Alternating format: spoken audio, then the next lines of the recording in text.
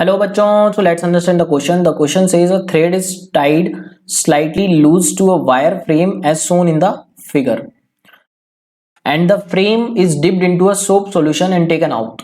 The frame is completely covered with the film. When the portion A is punctured with the pin, the thread becomes convex towards A, becomes concave toward A, it remains in its initial position either 1 2 depending on the size of A with respect to B.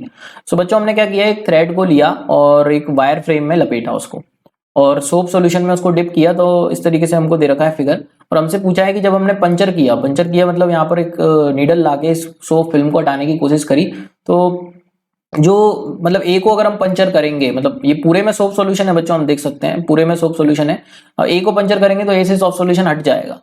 तो अब यहाँ पर दो possibility हैं, अगर हम बात करें थ्रेड की, दो पॉसिबिलिटी हैं। या तो थ्रेड इस तरीके का शेप एक्वायर कर ले, मतलब डिस टुवर्ड्स बी, या थ्रेड इस तरीके का शेप एक्वायर कर ले। ठीक है, अब बच्चों दोनों में डिफरेंस क्या है? यहाँ पर अगर हम दोनों फिगर्स को डिफरेंस समझें, दोनों फिगर में डिफरेंस क्या है? सो बेसिकली बच्चों दोनों फिगर में ये डिफरेंस है कि अगर ये थ्रेड इस तरीके का शेप लिया इसने, जिसको बोलेंगे कॉनकेव टुवर्ड्स बी, तो ये वाला एरिया, इस एरिया में सोप सॉल्यूशन है अभी भी और इसमें भी सोप सॉल्यूशन है। ए के साइड से सोप सॉल्यूशन चला गया क्योंकि हमने उसको पंचर कर दिया है।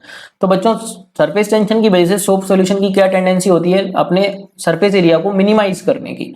तो हम देख सकते हैं किसमें सरफेस एरिया मिनिमाइज है, ये थ्रेड वैसा शेप एक्वायर करने की कोशिश करेगी। तो इसमें तो सरफेस एरिया ज्यादा दिख रहा है हमको सोप सॉल्यूशन का एज कंपेयर टू दिस, तो इसमें सरफेस एरिया जो है वो मिनिमम है। सरफेस एरिया इस पोजीशन में क्या है, मिनिमम। तो डेफिनेटली थ्रेड ने इस तरीके का स्ट्रक्चर लिया ताकि soap solution minimum area occupy करे अपनी सरफेस टेंशन की प्रॉपर्टी की वजह से। तो थ्रेड जो है वो कॉनकेव है, उसका शेप टुवर्ड्स ए, तो concave towards a is the correct answer which is given in second option. I hope you got the answer. Thank you so much and all the very best.